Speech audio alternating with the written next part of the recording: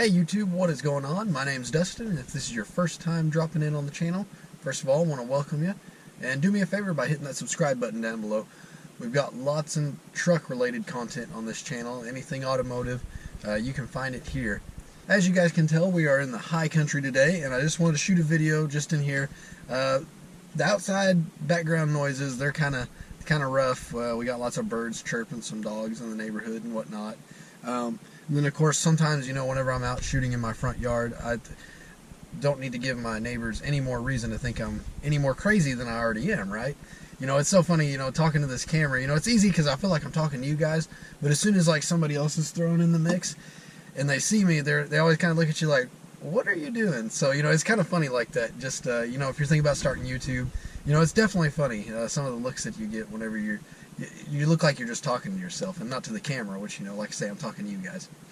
Anyways, before we get started on today's video, just wanted to give you guys a few updates on the channel here. I want to say thank you guys. We're growing very, very fast, and I think that's super exciting. I've been working really hard at this for a long time, and I can plan on continuing working and growing this channel and producing better quality content. I've had a little bit of trouble in the past with the GoPro handling it. Makes kind of some funny noises. It's a GoPro Hero 5. If any of you guys are YouTubers and know a good fix for that, let me know down below, because I know that for me anyway, whenever I produce these videos, super annoying. And of course, it being just now turning spring, daylight is starting to last a little longer in the evenings, so I'm gonna have more time to actually have some sunlight to do some shoots, not just on weekends. Another thing is that I think I'm going to expand from where I sit here and from my driveway, always shooting videos, to I've got a few other locations that I'll go out to where there's nobody else around, so I can, for me anyway, feel more comfortable, produce better content for you guys too, and a little bit of a nice scenery for you guys to look around. Okay, so we got the channel growth, we got the springtime coming around, more time to film, we got different locations. And the last update that I have for you guys is that I've actually got a buddy that we had dinner a couple weekends ago, and he's been kind of interested in the YouTube deal that I've been doing here. And, he's thinking about starting his own channel. So what we're going to do is a collab video, so you guys can meet him. His name's Matt. So, guys, leave comments down below and let Matt know that you want him to start a channel, Give him that support that he needs. So what he's got, and he's actually got two of them. He's got a 2015 and a 2016 Cummins, 4-door, super nice pickups. His is a flatbed. He uses it quite a bit on his farm, and then the other one's his wife's, and it's pretty slick too. He likes to get them spec'd out, top of the line as well. So they're really nice trucks, and I know the diesel following on YouTube is just super big, so I think he could have some good success, and we could produce some really great quality content together, just doing collab videos with each other. So guys, like I say, leave a comment down below, let him know that you want to see him do some YouTubing. Okay guys, appreciate you guys sticking around. We're running out of daylight here, so I'm going to try to finish this up as quick as I can here. So first of all, let me say that this isn't to bash that year model pickup, or those year model pickups. Honestly, I had one. I had an 06. My father's, he has a 2000 year model, and it's been a great truck. And my old truck was a great truck. I just sold it simply because I wanted something newer, and this is what I ended up with. But like I say, this is not to bash them. They're awesome trucks. He never had a lick of problem out of his, other than having the front end rebuilt. Which, guys, I mean, when you're getting a pickup that's going to hit 250,000 miles, if it'll hit that, which the Silverados will, you're probably looking at rebuilding the front end anyway. And, we're talking about ball joints and stuff like that. And I think you had to do a water pump, but I kind of consider that a maintenance item. You're probably in the life of a pickup going to have to do a water pump or two, in my opinion anyway. So, this isn't going to cover everything. I'm just going to hit the three main things that I can think of off the top of my head anyway, that I see most commonly across the 99 through 06 Silverado, and this covers the GMC Sierra as well. Just those common problems that you see across the board. And just because I don't mention it in this video doesn't mean that it wasn't a widespread problem, if you will. You guys may have had problems that I never had, and some of the problems that I'm going to talk about I never had. But anyways, let's go ahead and get started. So, issue number one, and the S10s had this as well, and I think a few other models, but the ABS system on them. I don't know what the deal is, and I don't know what the fix is, but you get very many miles on it, you know, over 100,000 plus miles on these pickups, and the ABS system just kind of goes wonky on it. And I know it was a problem with the earlier models, you know, the 03 through 06 I don't think were quite as bad about this. And I don't know if it's just that they got rusty and the connection wasn't being made or what, you know. If any of you guys know, enlighten us down in the comments below. But the ABS systems were kind of goofy on these year models. You know, I never had any issues myself, but, you know, lots of pickups that I had looked at had that ABS light on. And, you know, a lot of people either eventually just pull the fuse for it so the ABS doesn't work at all. My very first pickup, it was an S10, so mind you it was an S10, but I know this is the same on the Silverados. It had the ABS system, and whenever you would push on the brakes would like lock up. And, I mean, your wheels just locked up. And I don't know if that was actually to do with the ABS or not, because, you know, it's actually supposed to kick back at you. But for what it's worth, the ABS systems on these are kind of wonky. You might check those out if you're thinking about buying a pickup like this. Not a huge deal, especially if you get it fixed, or you pull the fuse on it and you're not worried about it. You know how to pump brakes like they used to teach you, you know, when you're sliding on ice. But anyways, that was my first topic. So the second one I want to talk about are the gauges.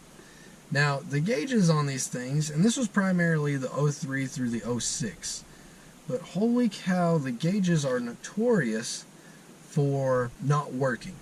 And, you know, basically what it is the stepper motor in there just wears out. They had a run of stepper motors that were just, you know, horrible quality.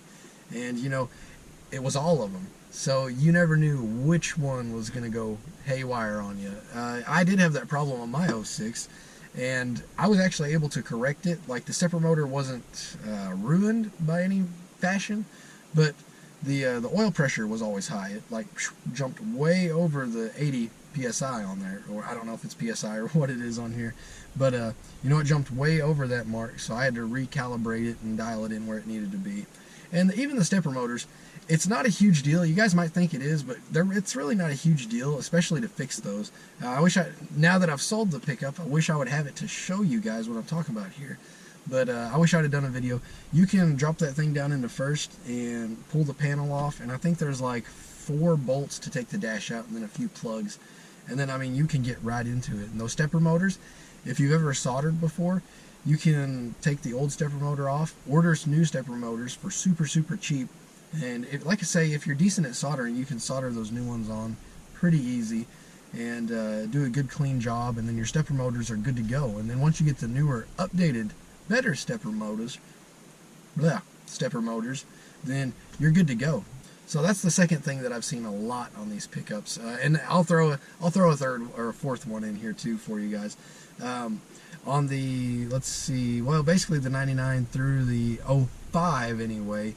Sometimes the little digital display for your park and drive and all that good stuff, the gear selector, it'll kind of fade out after a while. I've seen this on a ton of the 03 through the 05. The 06 just had it was just a little analog needle in there, if you will, that moved between your gear selector. So I didn't have to worry about that, but I've seen that a ton on these pickups as well. And, I mean, functionality doesn't hurt you, but I'm one of those that I like everything to work in my pickup. So, the last thing that I want to talk to you guys about, and like I say, this doesn't encompass everything that's wrong with these pickups, just the most common things that I've personally seen with them. But I know everyone's going to agree on this one, is holy cow, the rust. I don't know what it is about Chevy pickups, but from the dawn of time, it seems like to me, they just rust everywhere. And the primary areas that you see it are along the bottom side of the rocker panels. I mean, you know, I dare you to go find one that's not rusted out, you know, unless it's somebody that has obviously cared for the pickup or it doesn't have a lot of miles, hasn't been driven a lot. But these things just rust out at those rocker panels real bad. And Chevys have done that for years. I'm hopeful that this 2014 here doesn't eventually do that along the rockers.